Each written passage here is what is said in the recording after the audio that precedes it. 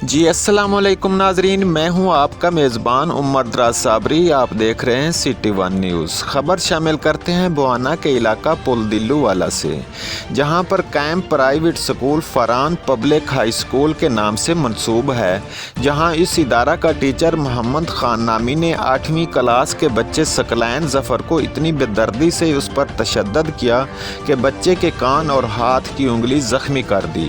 متاثرہ بچہ اور اس کے والد نے ڈپٹی کمشنر چنیوٹ اور وزیر اعلیٰ پنجاب سے کارروائی کرنے کا مطالبہ کر دیا۔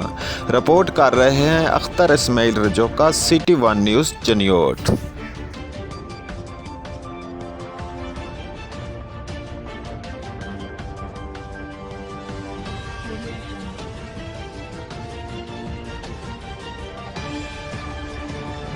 میرا نام محمد ثقلین ہے اور میں دلو والی پل پر فرحان سکول میں پڑھتا ہوں، اور اس میں ایک سر نے میرے ساتھ ظلم کیا جس کا نام محمد خان صاحب ہے، اور اس نے میرے ہاتھ کی انگلی بھی توڑ دی اور میرا کان بھی زخمی کر دیا، اور بعد میں مجھے گندی گالی نکالی ہیں۔